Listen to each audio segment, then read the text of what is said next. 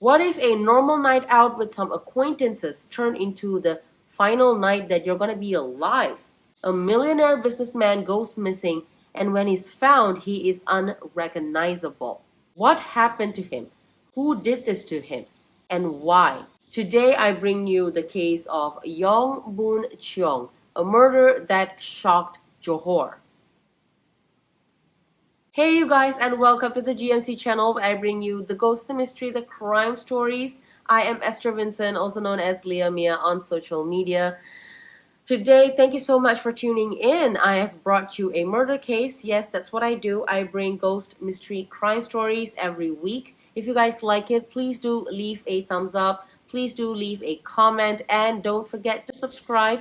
Please do go there, subscribe. That would really mean a lot to me. And today, I hope you guys stick around till the end. Thank you so much.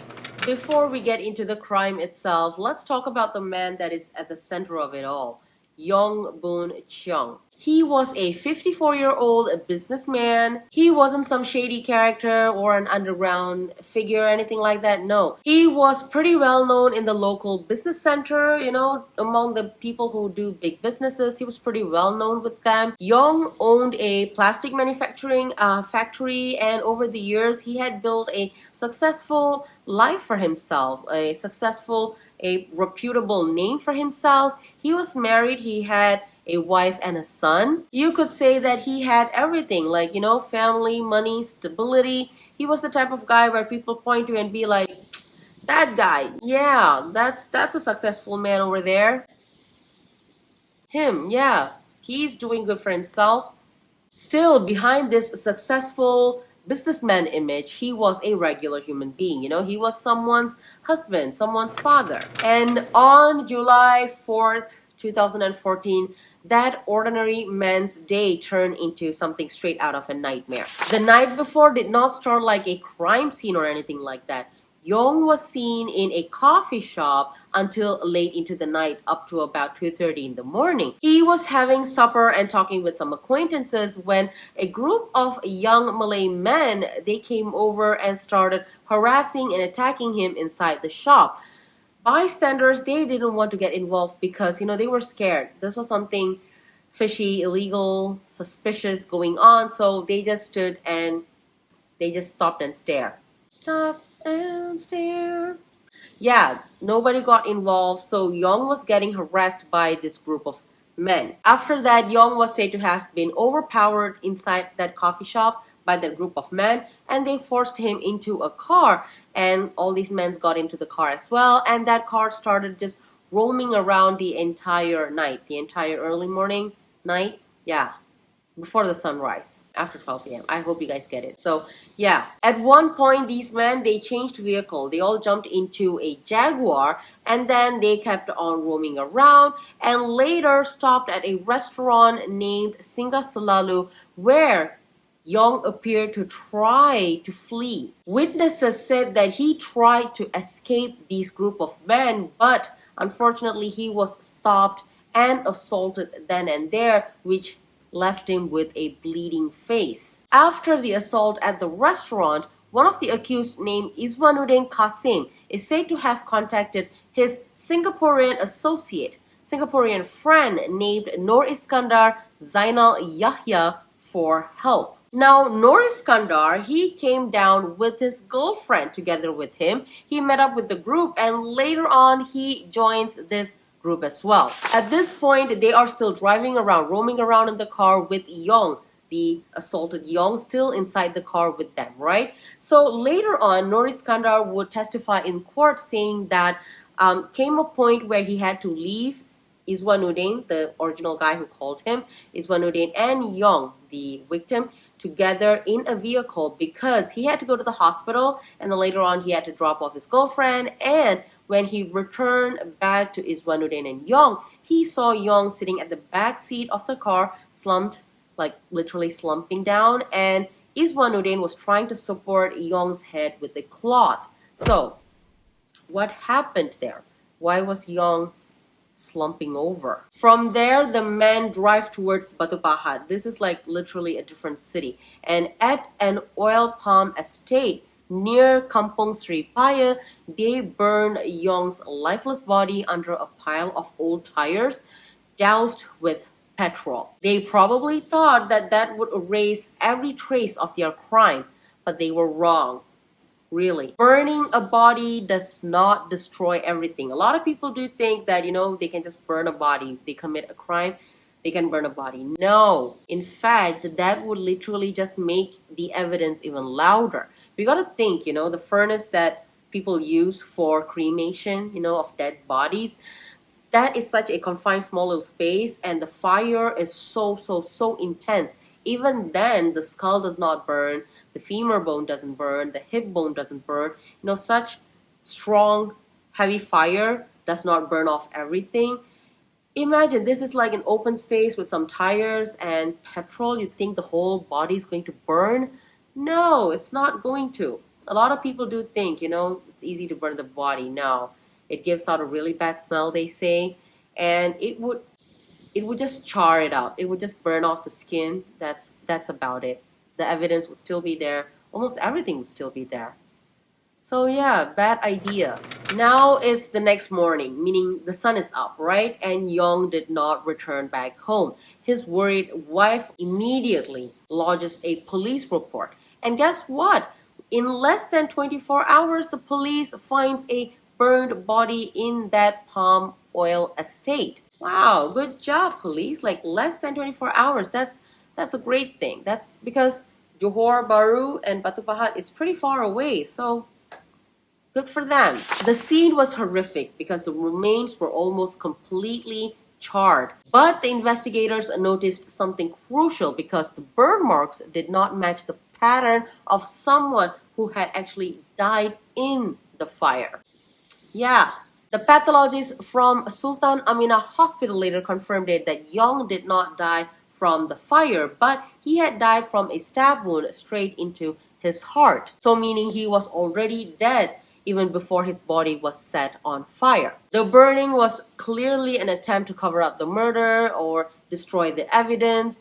A sloppy attempt, but an attempt nonetheless. An investigation started and the police were quickly piecing things together. A petrol station worker came forward saying that he had sold petrol to Izwanuddin the same night, the very day that Yong was killed, and that was the same type of petrol used to burn Yong's body. Many other witnesses also told the police that they saw Izwanuddin with Yong at multiple different places, like the night before where Yong was taking supper, and then while they were switching the cars, to Jaguar, and also at the stop that they made where Yong tried to flee. Yeah, so many witnesses came forward giving out their statements. All these sightings from the witnesses was helping the police to tie together the timeline perfectly. And finally, the icing on top of the cake when the police found the brass knuckle blade in Izwanuddin's possession.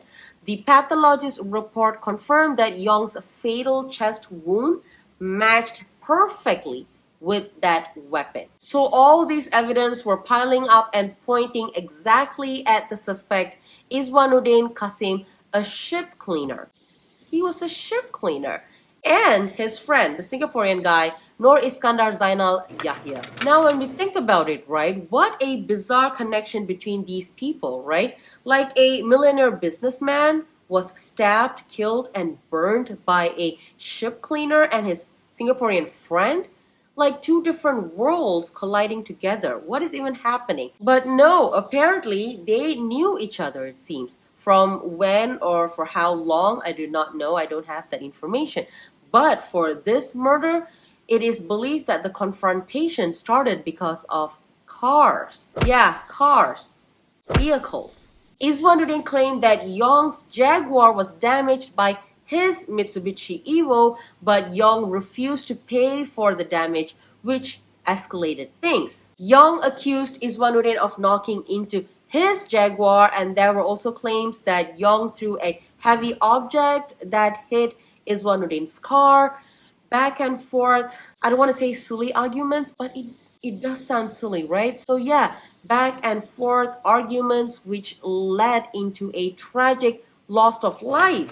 Eventually, the police arrested both the men. Noor Iskandar, the Singaporean guy, the friend who came with the girlfriend, he later admitted in helping with disposing of Yong's body, but denied taking part in any of the killing. Like, he did not help or was even there when the killing actually happened. So his charge was reduced accordingly. Iswanuddin, on the other hand, the main guy who had been harassing Yong from the night before, who called up the Singapore guy. So his story, well, it's about to take a dark turn. The murder trial began in 2015, about a year after the incident. The prosecution called up a lot of people, about 28 witnesses, a lot of them, and among them were forensic experts and all those eyewitnesses who had seen Yong with Iswanuddin the night before. After years of hearing, on the 1st of October 2017, the High Court of Johor Bahru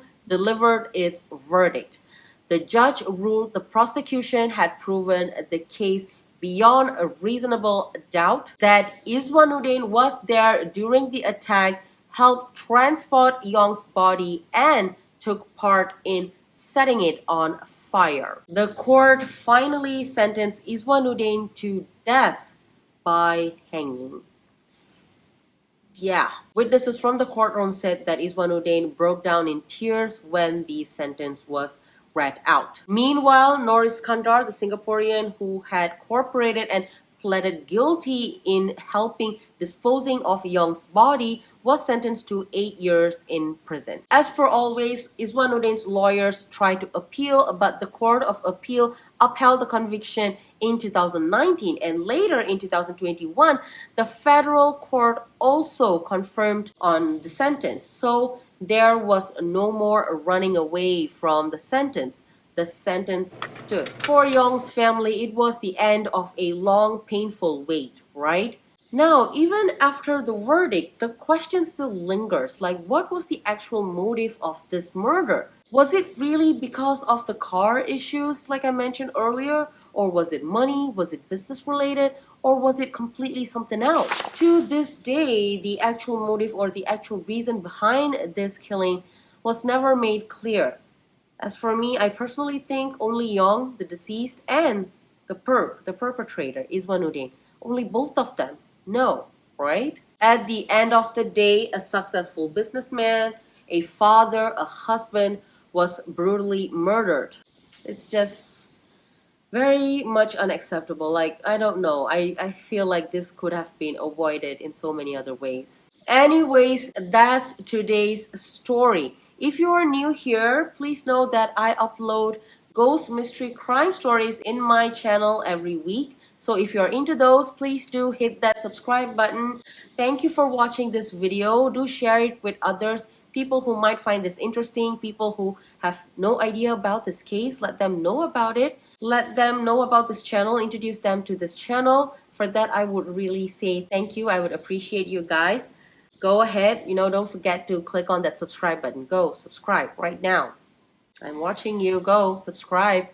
And until the next week, until the next story, stay safe out there. Take care. And I will see you soon. Bye, you guys.